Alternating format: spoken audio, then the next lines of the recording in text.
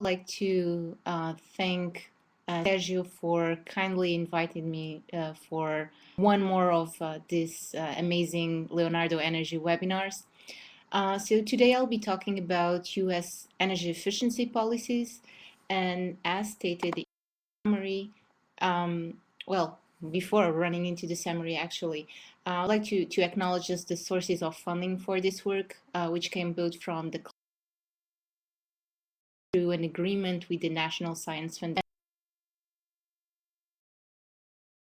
And I would like to display the sources of information up front. You might imagine to try to find information on energy efficiency policies in the US. Well, they are a little bit all over the board. And thankfully, there are sources as the American Council for an Energy Efficiency, as well as the Alliance to Save Energy, and TOMAS, which is the library from the Congress, Renewable Technology Office from the US Department of Energy. All these sources provides the key information for the short review I'll provide to you today. So basically, as stated by the summary of this presentation, it is a fact that both the energy and climate policy in the United States are really being proposed at a very fast pace in the Congress. You see a lot of things going on from NGOs. It is a little bit all over the place.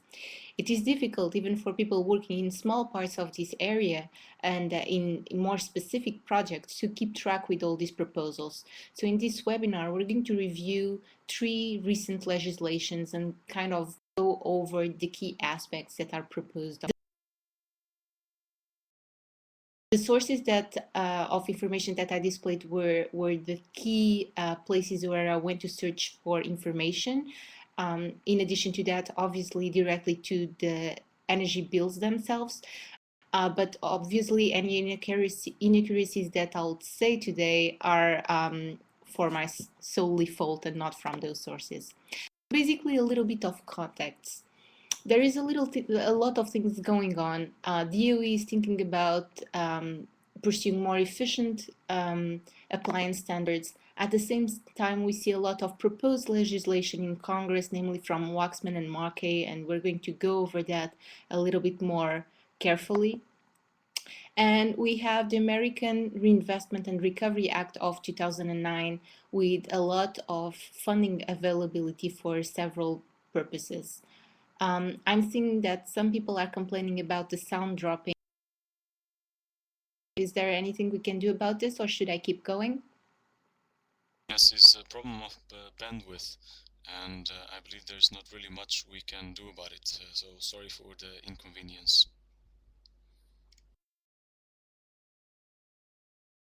So, first of all, energy efficiency policies. Why does this matter? Well, in the case of US and globally too, we see recent trends of very high energy prices. And while the oil price has decreased over the course of the last year, now it is again at $71 per barrel, and is likely to stay at least that way. At the same time, in the US, we've seen increasingly residential retail electricity prices. While those prices are still far below the prices in Europe, they are still climbing. At the same time, the US is facing capacity constraints in terms of electricity. So several new power plants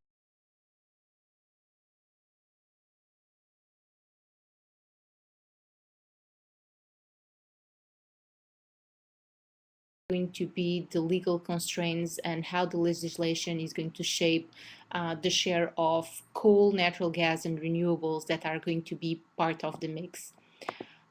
Finally, we're, as most of you know, moving very fast towards a carbon-constrained world. What you see on the figure on the right is the amount of emissions, carbon dioxide emissions in the world, in the US, and in the rest of the world. So the upper line is the world, the gray line is the rest of the world, the bottom line is the US. And the US, in fact, represents now more or less 22% of CO2 world emissions. So it is a large part, and one needs to stop and think why this is the case. Is there a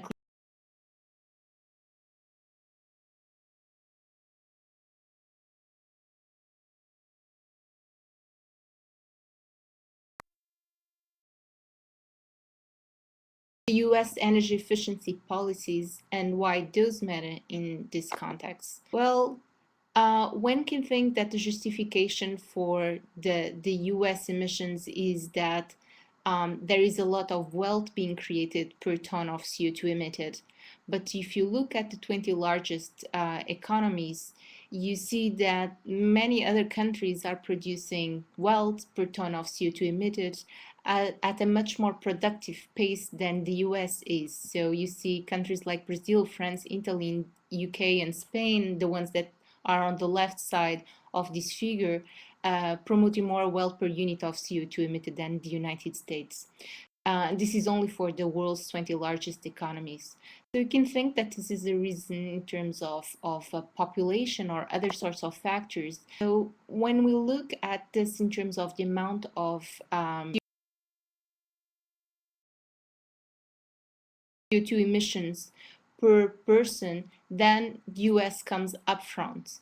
So this suggests that it's not also a reason of population when we normalize this through population. And we so basically, looking a little bit more carefully at this in terms of carbon intensities, what this graph is going to display is over time the amount of CO2 emissions per unit of wealth created, which is kind of the inverse of the graph that was displayed 2 slides ago. And so let's see how the different regions of the world behave. We have the world average declining very slowly since the mid-1990s. We have regions as Africa, Asia, and Oceania, which are below the world average. We have also Europe below the world average, as well as Central and South America. So what is kind of driving a little bit the average up is North America. And even if it is so, you can see that there is a steady decline also on the carbon per unit of GDP created. Euro-Asia, which has seen a very huge decline in recent years, but still has a carbon intensity much higher than all the other regions. And finally, the Middle East, that contrarily to the other trends, has not seen a clear decline in the amount of CO2 emissions per unit of wealth created. Basically, it's also interesting to look at how the US positions itself in terms of benchmarking when we compare it against the EU countries. In this particular graph, what is shown is the residential electricity consumption per capita as function of residential electricity price. And you can see that while there are some countries in the EU that are consuming more per capita than what the US is doing, namely Norway and Sweden, well, those countries have an electricity mix that is essentially different from the US, so that when you convert this to carbon intensities, the story is overall different. But you can see also that for the ranges of prices, residential electricity prices, US faces, and when you compare that with what the range of prices that the EU is facing, the US could be consuming a little bit less. Of course, this figure is not accounting for other types of factors, namely climate. What is interesting to see is that we see a similar disparity in residential electricity consumption at US states. So these graphs represent exactly the same thing as the previous one. It shows on the y-axis the electricity consumption per capita, and on the x-axis electricity price for all the states in the United States. Some of those are highlighted. You can see California, CA in the bottom, for example, and you can see that they are a little bit all over the board in terms of both retail residential electricity prices range of almost fourfold, and on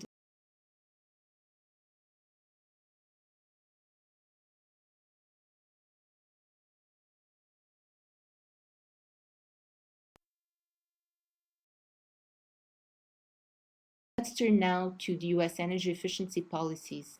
First of all, since there is a lot of audience that is in the US, how are bills turned into laws?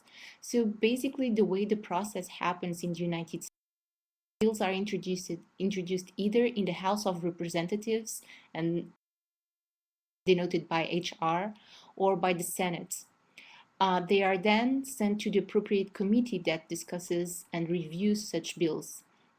If the committee accepts the bills, then the bill goes to floor action. It is put on the calendar both in the Senate and the House. There is a debate, and the bill is voted and needs to pass both in the House then, if everything goes well and it passes in both the House and the Senate, the president signs. The president has the right to veto the bills, and the bill becomes law.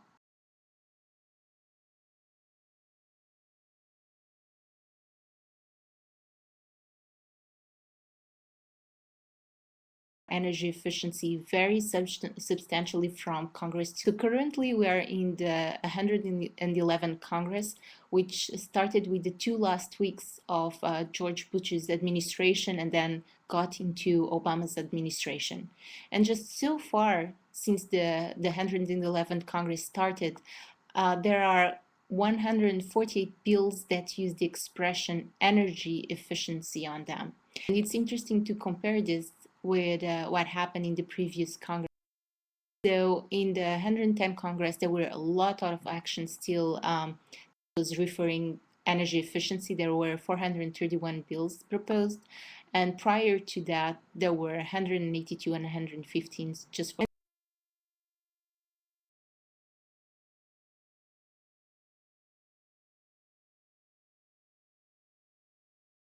And so now getting a little bit more detail, which types of energy efficiency related policies are included in such energy and climate legislation? There is a little bit of everything. There is a range from performance-based standards, efficiency standards, building codes, taxes, incentives and subsidies. There is cap and trade being discussed, and while this is not directly an energy efficiency policy, it will affect the energy efficiency arena too. What are the rewards for retailers, demonstration programs, and energy efficiency?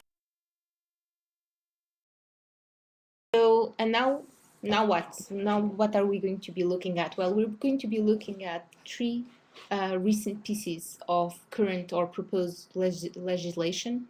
For each of those, we're going to just give a little bit more detail to the area of energy efficiency, because it's almost impossible to cover everything that is in each of those laws and acts. So we're going to start by looking at the Energy Independence and Security Act of 2007, which we're going to look at the American Recovery, which is also a law already and has a lot of energy and also in particular to energy efficiency. And finally, we're going to look at some possible legislation for 2009. The bill proposed by the House of Representatives 2454.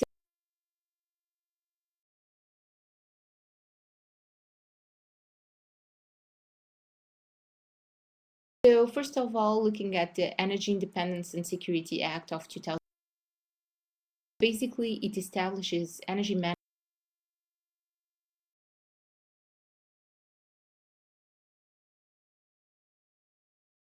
Some of the areas of interest. We're going to start with transportation. Yes, suggests an increase in caffeine standard 35 miles per gallon by 2020. This in context, this is a plot that shows the miles per gallon for different regions at the forefront of the fuel mileage, and you can see how where the United States stands. So it is much lower. I think the current average right now 7 miles per gallon in US. So this increase to 35 miles per gallon in 2020 is a good suggestion, but is still below most of the standards that you see in Europe and in Japan. It's also below what is happening in California. President Obama is currently proposing even more. I think it's the same standards, 35.5 miles per gallon, to be achieved more sooner than what was initially proposed. Other things covered by the Energy Independence and Security are revised standards for appliances and buildings.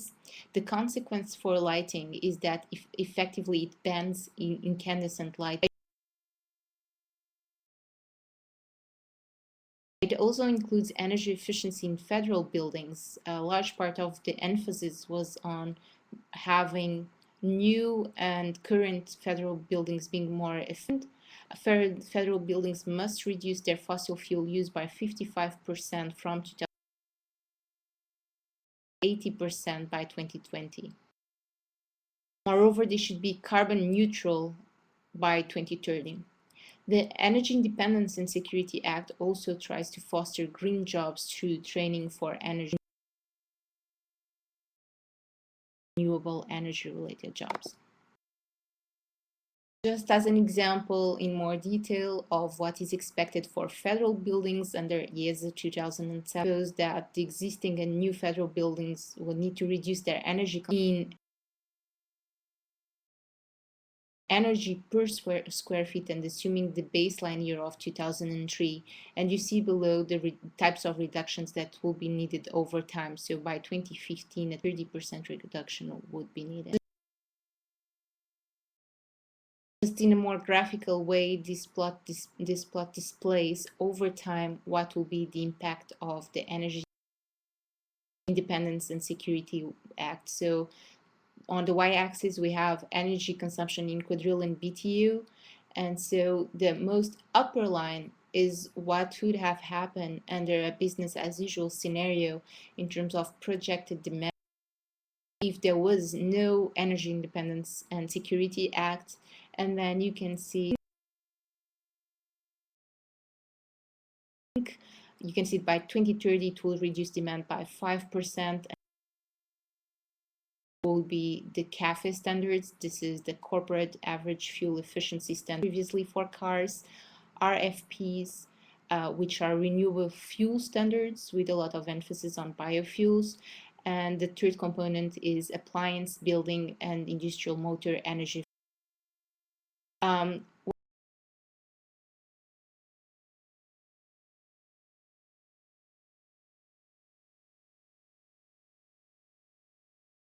Stabilize the energy consumption in the United States.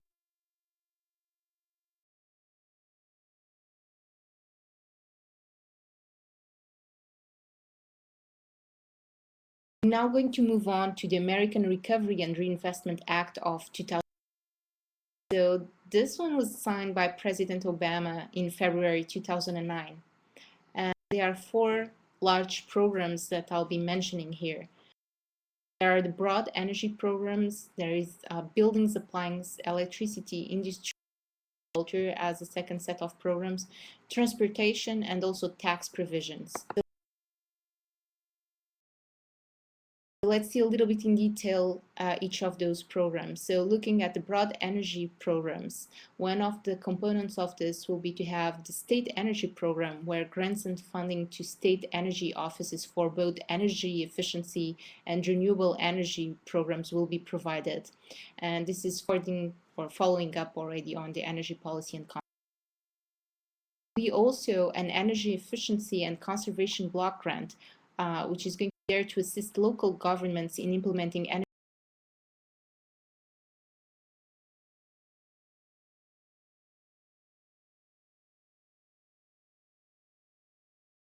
Previously, there's also going to be loan guarantees, namely the creation of a loan guarantee program, which is going to support the commercial use of advanced technologies to avoid and lower air pollutants and greenhouse gases. And this is also a follow-up to the Energy Policy Act of 2005. There's also going to be R&D projects, namely advanced research projects for agency energy. And this is also accordingly to the America Competes Act, so building on. Finally, as what was already proposed under the Energy Independence and Security,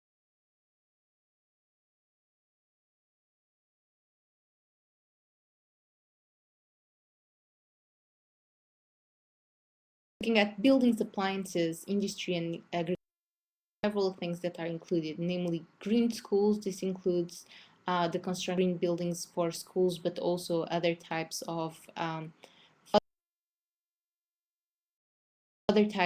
constructions in schools, not necessarily related to sustainability or green construction. There is going to be funding available for federal buildings to implement energy efficiency and programs. A large part of the funding that is going to be available to the American Recovery and Reinvestment will be used also for the weatherization assistance program, and we're going to see the breakage in the funds in the next slides. There's fund for assisted housing, electricity grid, and also for the energy efficiency. In the area of transportation, ARA includes public transportation and rail, advanced batteries, also funding for plug-in vehicles, alternative transportation grants and programs, and also federal fleets. Finally, also the tax provisions. They establish funding for existing home tax credits, also investment tax credits, energy conservation and bonds, advanced energy investment credits, grants, some transit benefits, and they do not leave out trains. So we have also high-speed rail bonds, and there is also the inclusion of plug-in electricity drive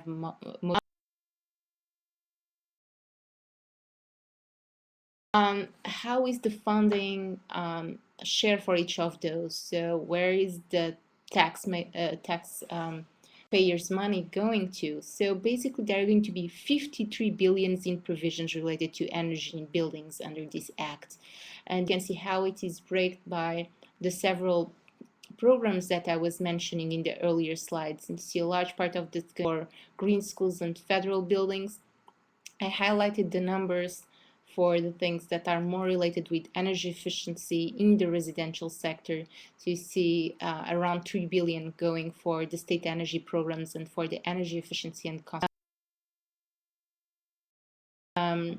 Also, as I was mentioning earlier, the weatherization program has 5 billion, so, and the assisting housing 6 billion. So these are two programs that have some emphasis under this act.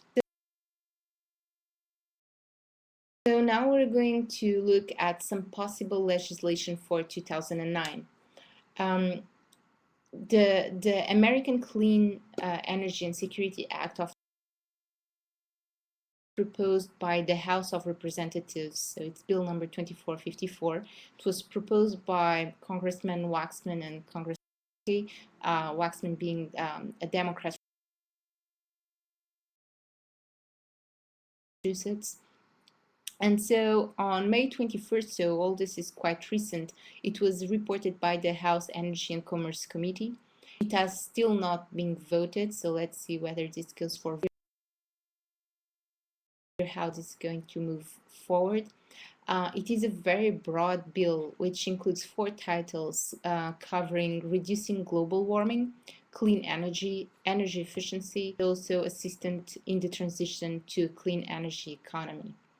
So over here, we're just going to look at the part on energy efficiency, and I'm going to mention a little bit global warming. I'll be happy to dive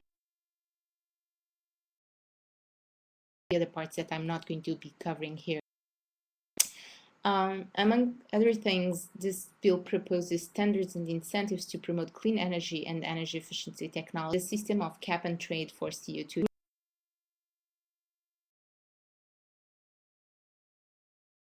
We're going to detail a little bit what is going on the arena.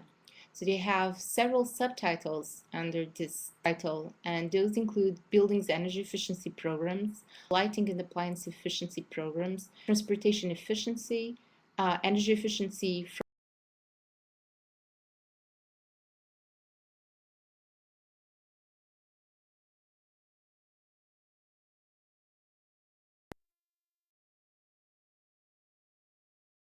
So in terms of what is covered on the building's energy efficiency programs, it includes greater energy efficiency building codes, also the building retrofit program, an energy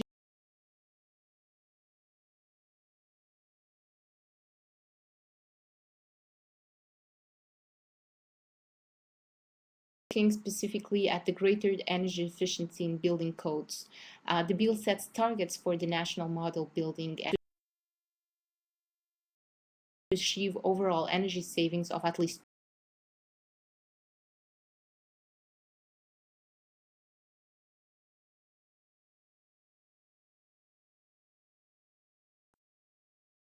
This is in comparison with the baseline of 2006 for IECC homes standards for commercial buildings. So it covers both the commercial and the residential sector.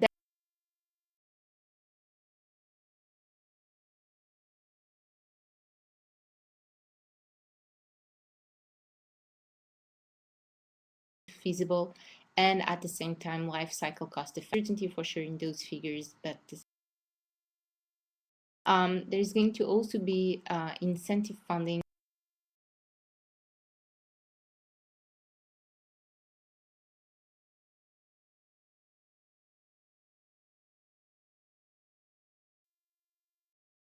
now. The building retrofit program. In this case, EPA and DOE will need to establish standards for national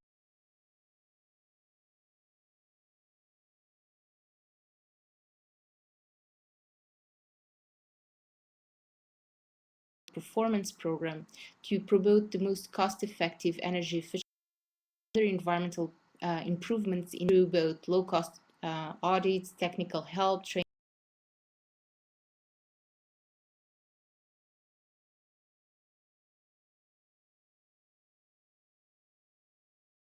the state energy offices that then will use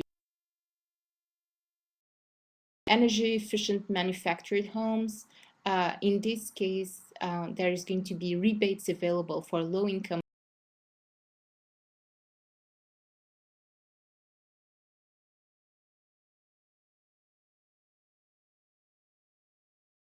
older than 1976.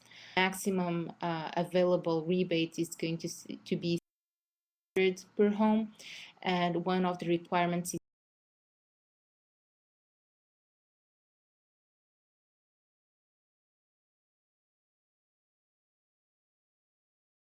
to be also the building energy performance labeling program. Here, EPA is going to be responsible to create a model building energy performance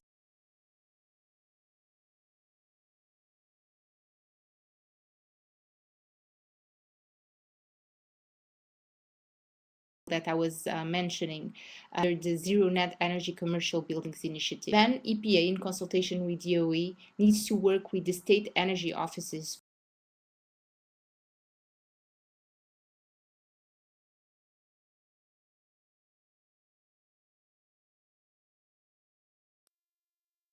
So these standards were already covered in some of the past bills, and some of the updates over here in terms of lighting and appliance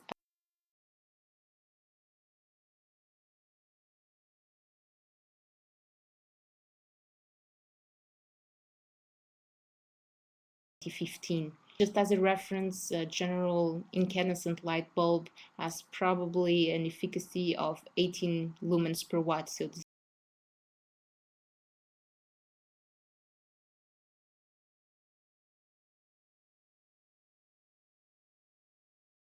80 lumens per watt depending on. Also, it is suggested that DOE must come out with new standards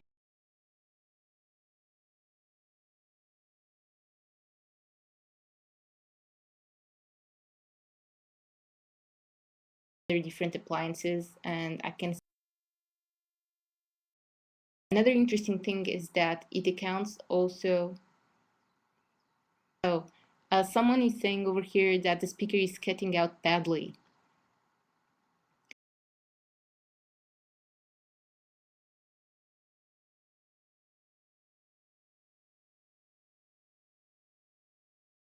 Using a microphone as a standalone, but with the headphones, it doesn't really make a difference. It's just a matter of bandwidth from your side. So we'll just have to.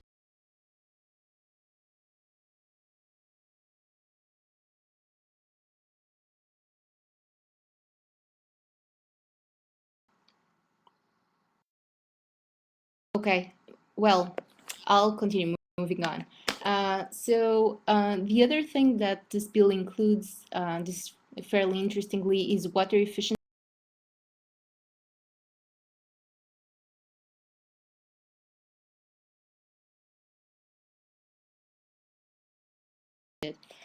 It also includes the best in-class appliance deployment program, which rewards retailers with, first of all, bonuses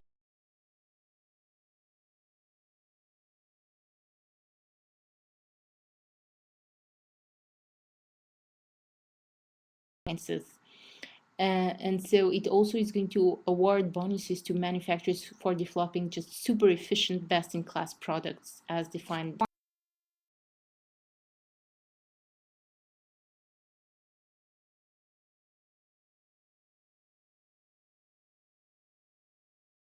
Should be harmonized for passenger set by EPA, the National Highway Traffic Safety Administration, and the state of California. If you recall,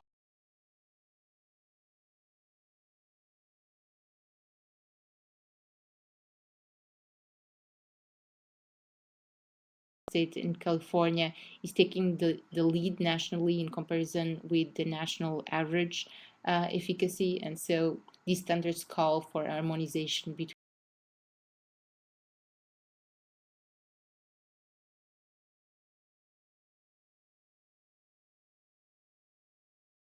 our act. So the greenhouse gases reductions to transportation energy efficiency is also included in here, and it is stated that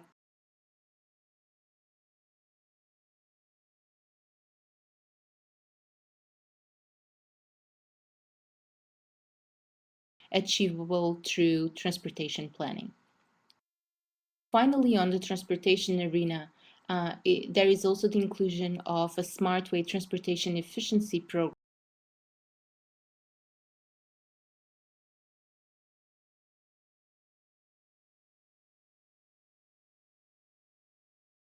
in the mobile source sector, including freight carriers. I'm going to look now at the energy efficiency on the electric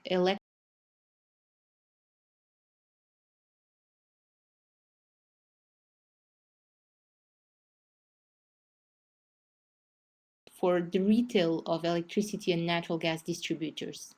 So this will be a federal standard required that both the electric and natural gas utilities will have their consumer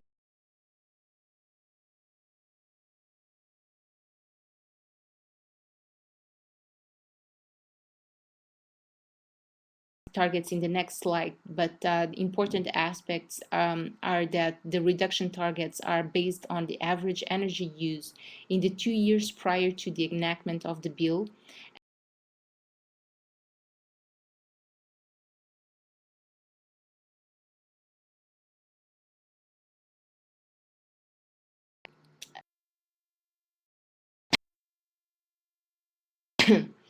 The activities that can be pursued to achieve those energy efficiency savings include utility efficiency programs, building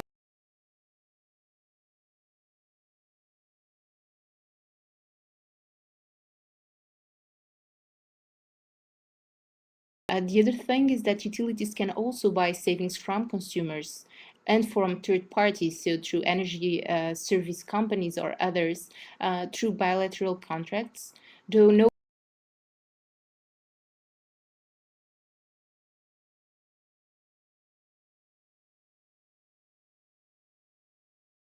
rewards and incentives to do so. One key aspect is to see how you can verify that such savings were in fact achieved.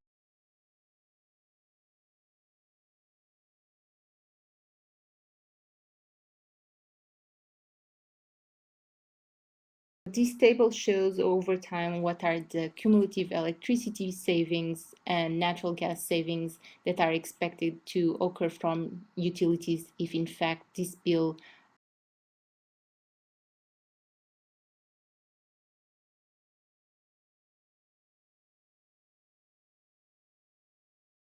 proposed bill that looks at global warming, and I thought it was important to also include this aspect in here. So, in terms of global warming, the bill proposes a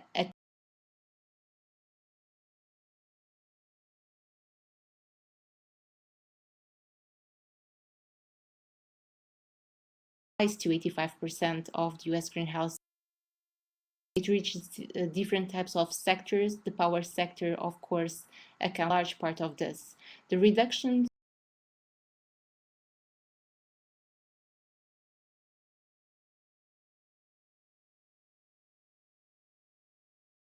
by 2012, 20% in 2020, 42% in 2030, and 83% in 2015. So it's still fairly aggressive. The anti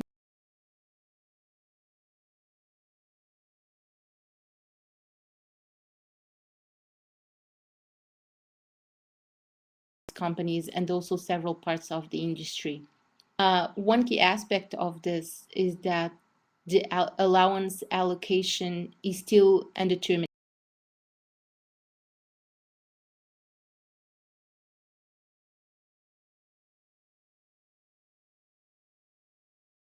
of way to select how the allowances are going to be allocated. And it is said clearly that 5% of the allowance value would go to an international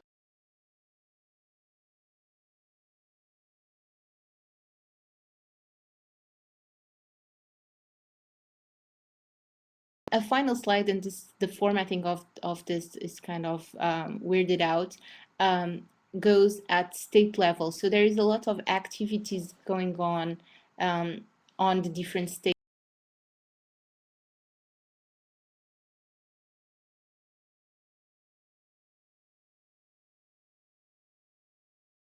Energy.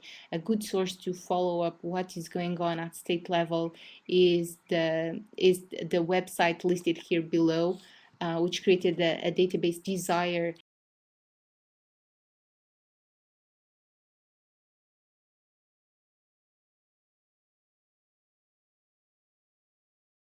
And for energy efficiency. So a lot is going on, and I hope I didn't confuse you more than giving more information. It's really difficult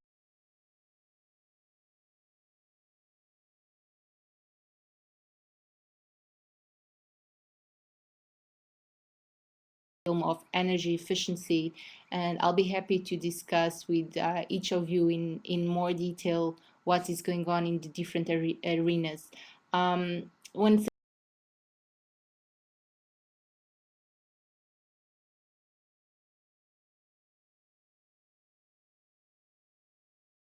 information directly displayed on the websites from ACEEE, the Alliance, and the Alliance to Save Energy, as well as Thomas, the Library of Congress.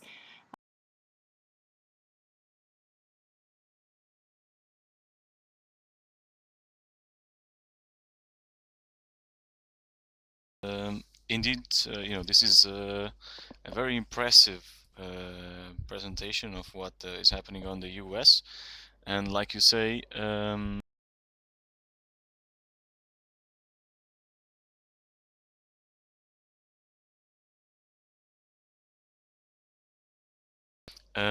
so I saw already a few questions coming in. I will answer one of them to Linda. She asked whether a copy of the presentation will be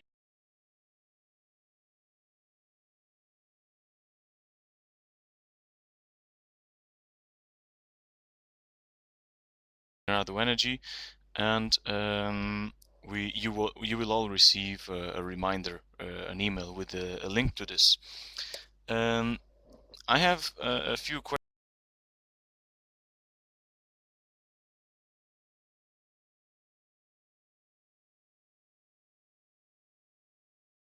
The attendees. So from my point of view, first 2 points. What do you mean, Ines, by weatherization assistance program and the assisted housing? Can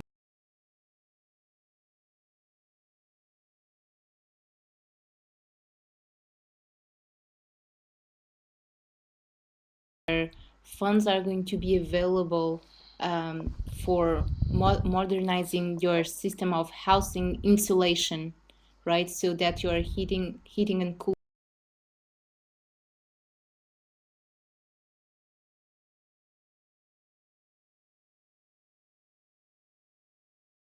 mechanisms. No, that was what I was asking. Thank you. And the assisted housing program, I guess that one, and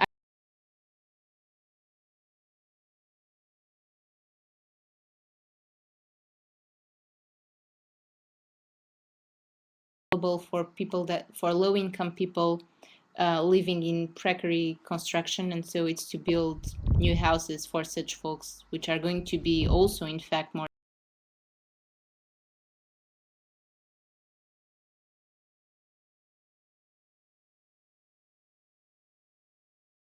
very short period of time, and for, well, the way I see it, they're quite complex.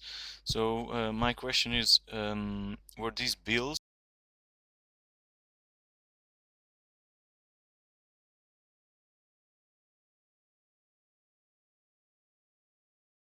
in the last few months since the 111th Congress took place? So is there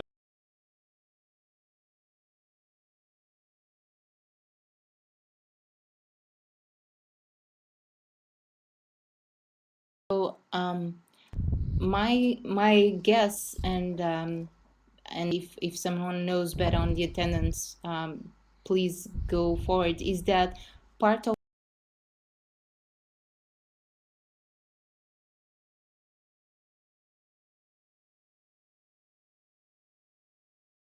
a lot of the bills die directly when they are proposed by the House or the Senate and do not go any further if there is not enough support for them.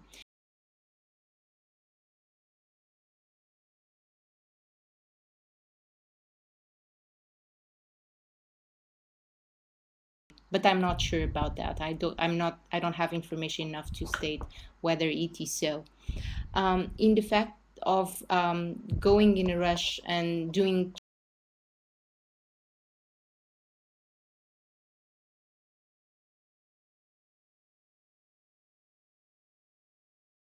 proposal is definitely a challenging task, but I do believe that it is in the right direction, right? To me, it makes sense that those two are planned and think of in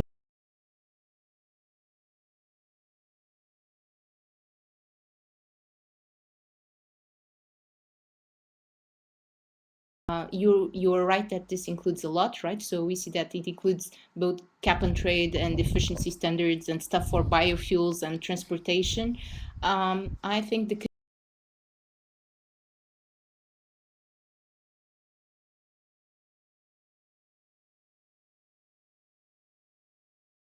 11th and 10th Congress growing towards the end on the part of energy and climate change, and there is a lot of action going on with this current Congress. And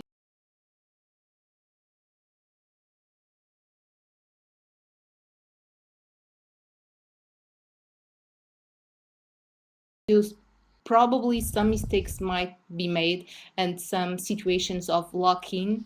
I think it's the correct step to at least being proposing such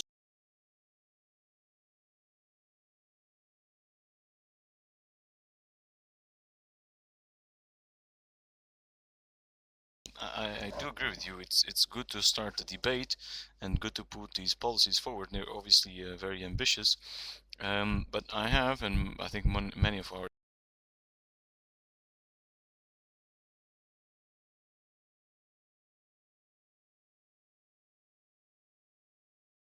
is into the ground, and in what time frame? so as you saw, let's do this at different levels. As you saw,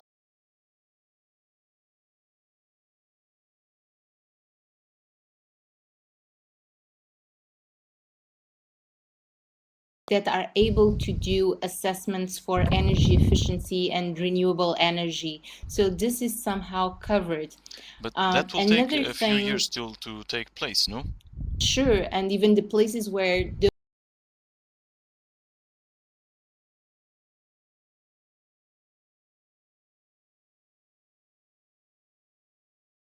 where are you going to find the resources for folks to be trained? So you can probably talk about the parallel efforts that have been going on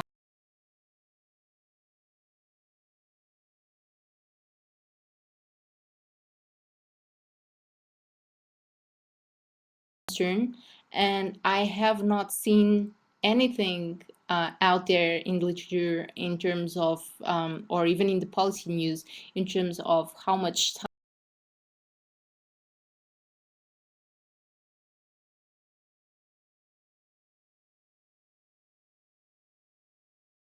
situation, which is in terms of on the generation side to build new power plants. One of the things that a colleague of mine,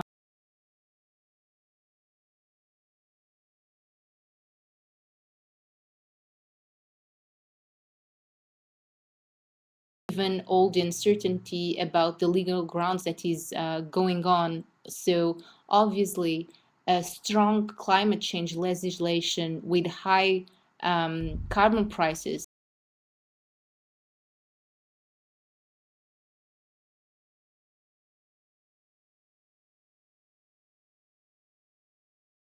and what types of things you put on the power plant to reduce such emissions, right? And what Costa has found so far is that there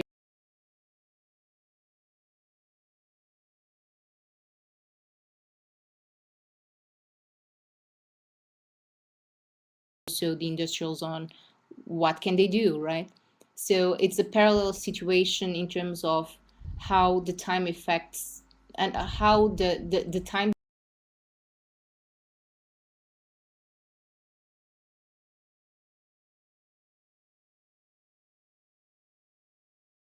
is going to happen here in the US. So that's a great point, and I'll try to inform myself on that, Sergio. Okay, thank you. It's actually I made a question because it's an issue with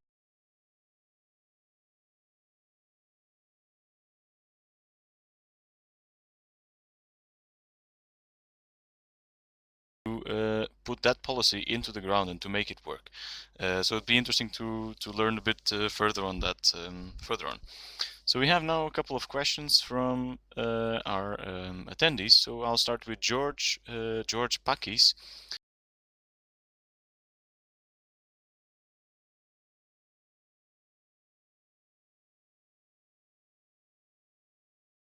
That you more or less answered with your presentation, the $53 billion of investment, but maybe you can say a little bit about this.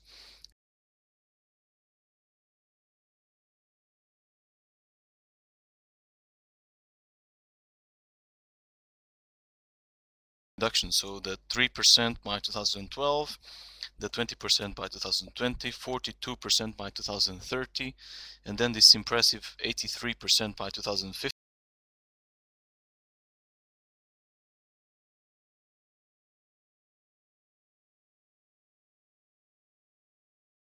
Consideration is the baseline, and probably that's an important mark to point. The baseline for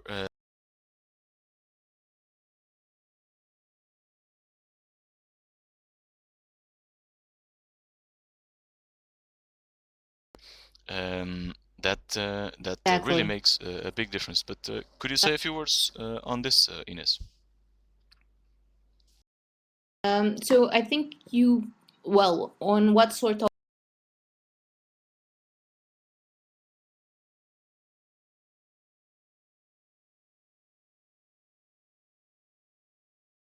for energy in and from that, what I can say is that something like 17 billions are for energy efficiency in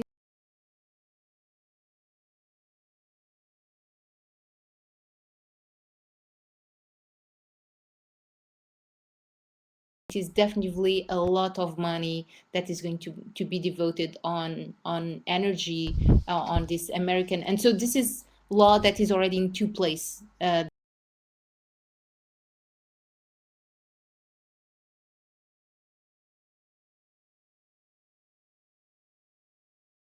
Happen. And once you can see that it is a much larger effort that has, I guess, ever been seen in the past, as far as I am aware of.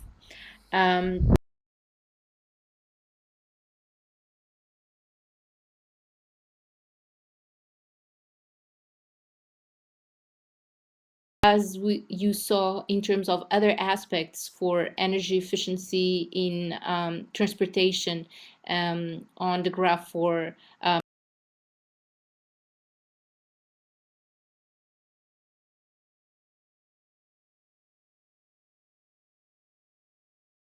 and even within the US, they lag behind the ones in California. The same is true when we look at targets for energy efficiency.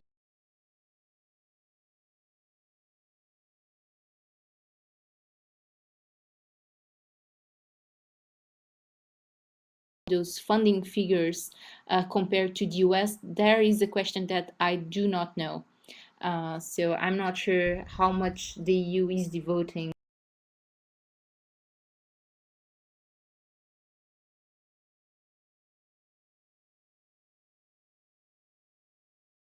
Add a few words on that. I think from the Sure. EU side, there is no exact figure on how much is being invested in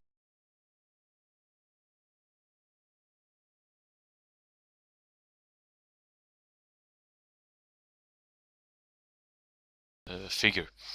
It's yeah, it's a result of several calculations. So let's go forward on the questions. There is Yuri Uli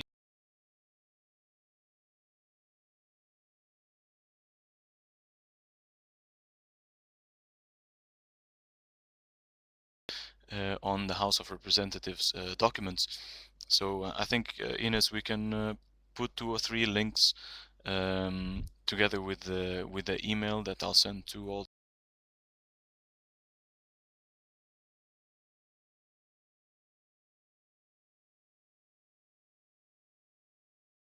With US legislation overall, and for the documents of the House of the Representatives is Thomas, THOMAS, which is the Library of Congress, where you have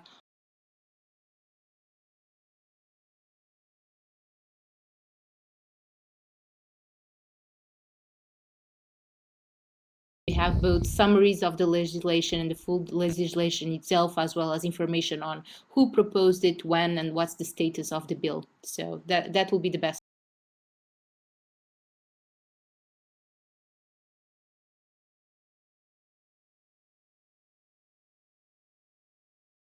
Does not work, as well as legally binding reductions. So are any of these being discussed? So the targets for CO2 emission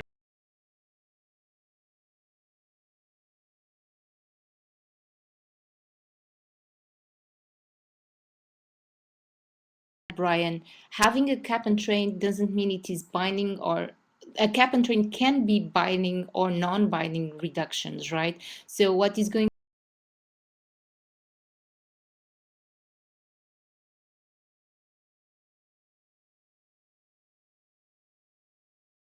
the most famous of which is the Regional Greenhouse Gas Initiative, which has already several states. I think it was 13 states, but I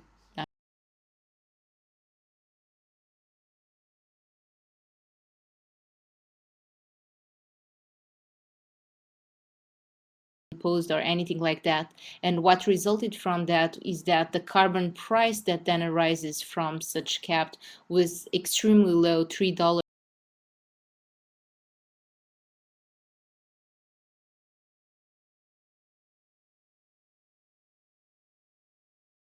And they just pay the allowance price. In this case, the cap would be binding, and the reductions would be federally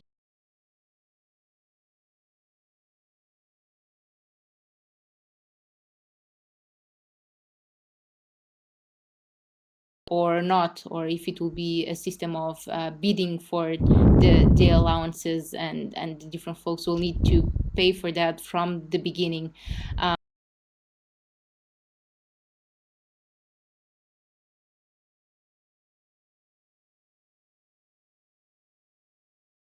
It's not clear yet how the allowances are going to be given away. The other discussion, actually two other points related to this, is whether in fact a cap and trade is better than implementing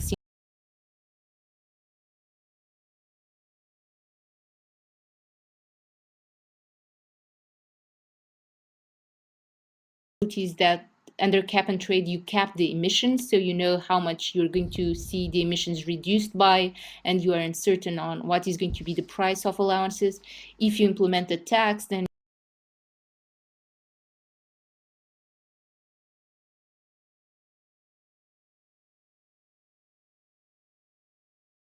more efficient, but in the US talking about taxes is quite difficult, so that's why legislation has moved a little bit away from that.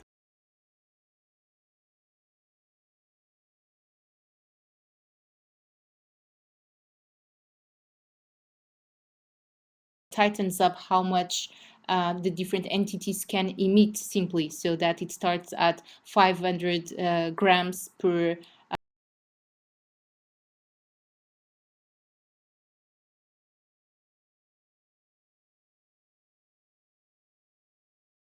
directly. And I'm not sure how this is going to move forward, and what type of mechanisms is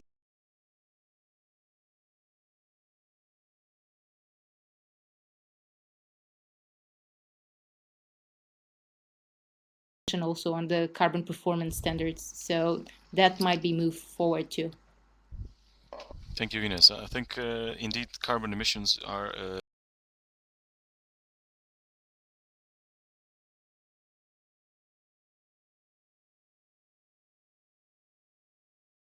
it really works effectively or not. So regarding that point, there is Michel Hiraud that made another question regarding the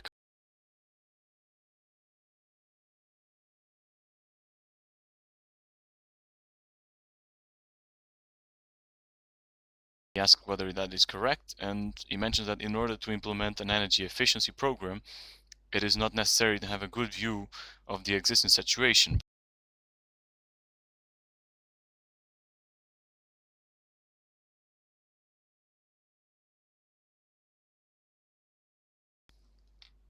I would tend to agree very strongly with you, Sergio. I don't think it's possible to do effective.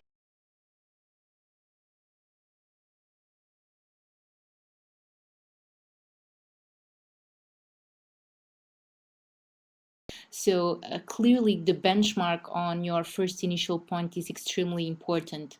So some points related with that in terms of carbon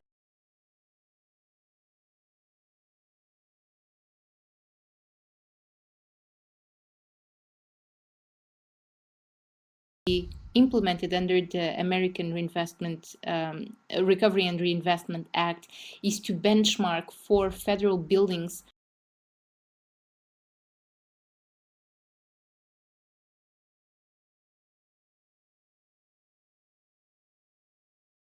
the energy savings from that first point. The same thing when you look at what is proposed to be done by and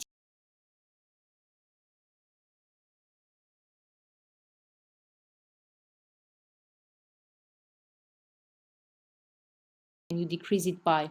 All of this is in energy terms, so one of the criticisms that you might have is that decreasing energy and decreasing CO2 is not the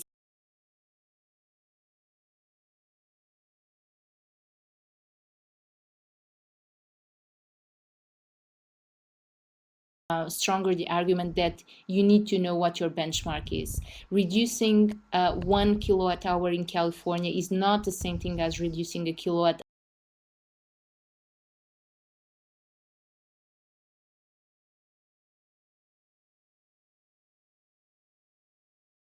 state and in the other. So it really depends on what the goals will be, if to reduce CO2 emissions, if to reduce electricity, if to reduce.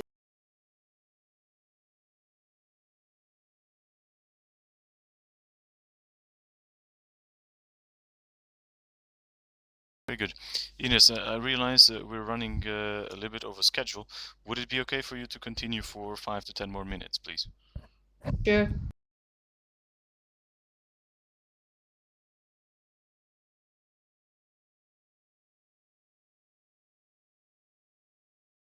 Mispronounce your name. So the American Recovery Act reserves a lot of money for specific activities. Reserving money does not mean that the money is already approved to spend. So what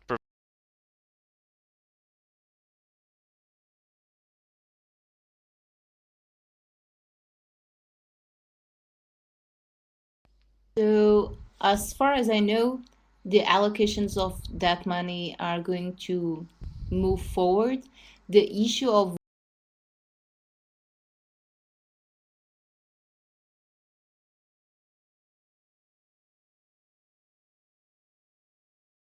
um, it might mean that also those are not the best ones that we want in depending on the goals. Um,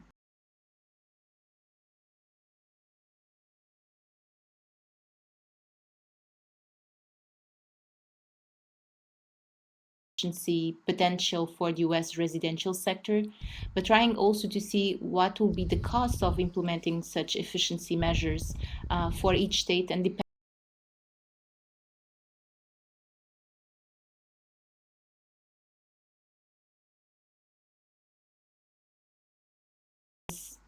I was mentioned early relating to the importance of different indicators by doing assessing the costs and the savings, both in terms of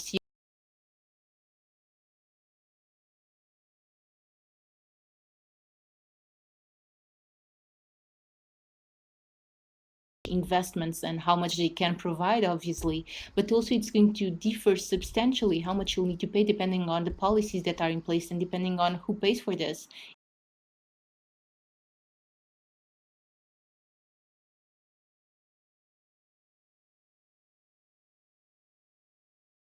It's a very good question. I'm not sure if there are any assessments on how this money could be best used.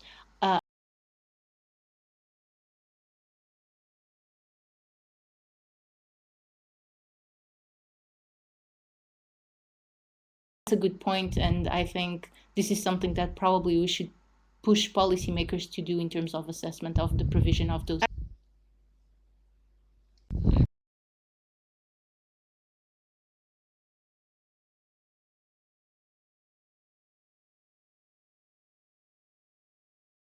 drop in nearly 30 years for some conjunctural reasons. So will the energy efficiency bill, if voted, lead to a greener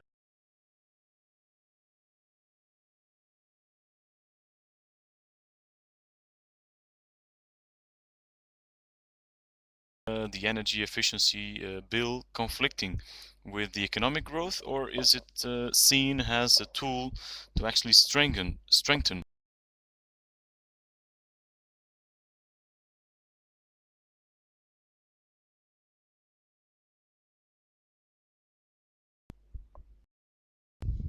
I guess obviously one of the key aims of the American Reinvestment and Recovery Act is to push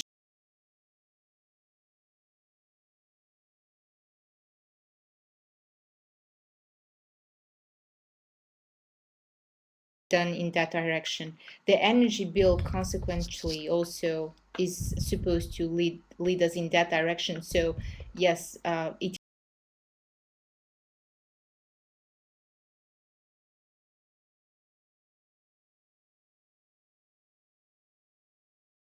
costly. It is stated that, for example, the implementation of standards might lead to increases of appliance and goods on the consumer side. So, and I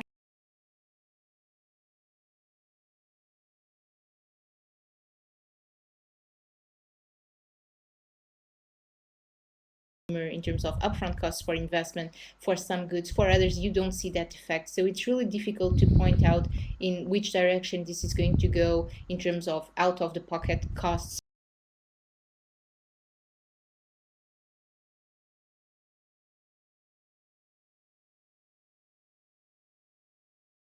We want to be saving energy because we are in a recession. Is this the way we want to achieve the goals? And it doesn't seem to me pertinent that the way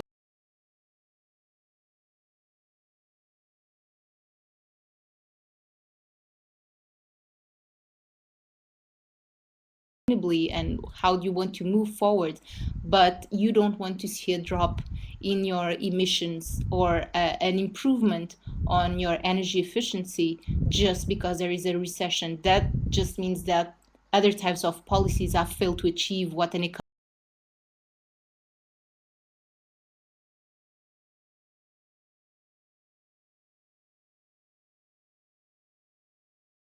Moving towards boosting the economic growth or at least stimulate the economy.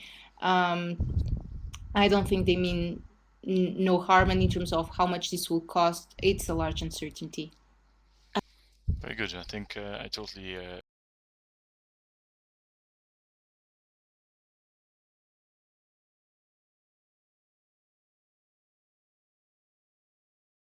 situation like the one we have, if the intention was not to strengthen the economy rather than weakening it.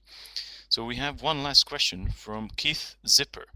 So he asks that so he mentions that all the investments that utilities will have to make in order to become more energy efficient, how do you prevent these investment costs from being passed on to the end users? Are there any mechanisms, any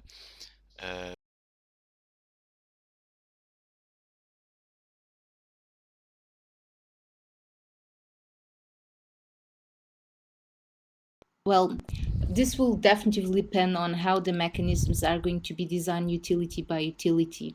I think utilities need to promote stuff that is just cost effective. And if I'm not mistaken, the Department of Energy or some other entity will be in charge of verifying that, in fact, those savings occur and that those savings were cost effective.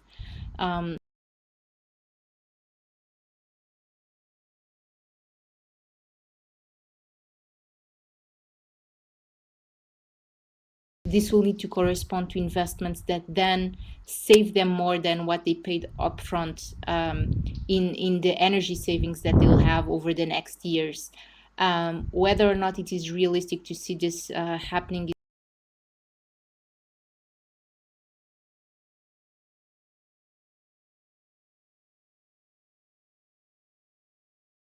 they have achieved most of their energy reductions, so they have some experience doing this. And I guess there are several types of tests that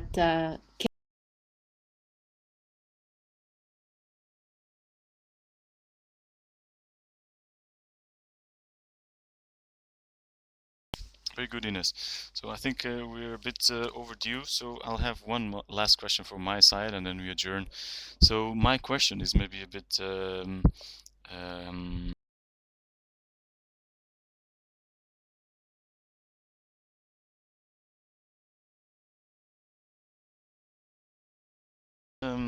the United States government in general coming up with policies that maybe go in the same direction.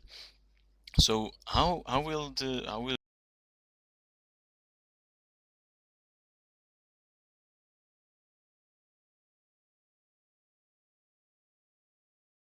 is from California, and will that generate a conflict, or how will this be articulated? Because then other regions are lagging far behind.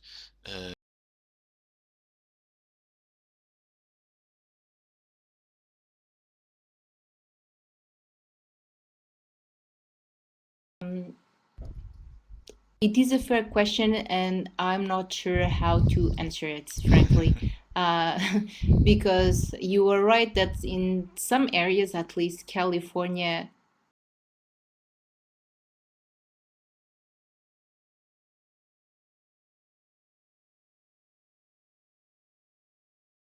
transportation efficiency. I think the move now is to try to have an harmonization that with what is going on in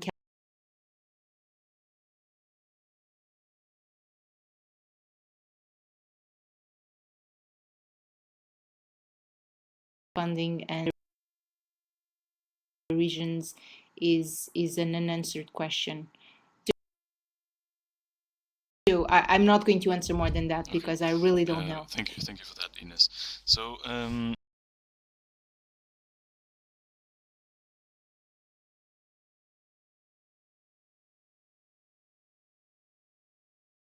once again.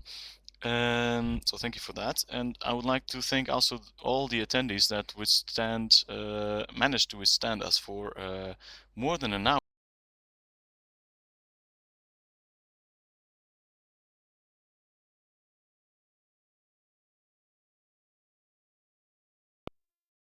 Thank you and have a nice rest of the day. Thank you. Bye bye. Thank you all. Bye.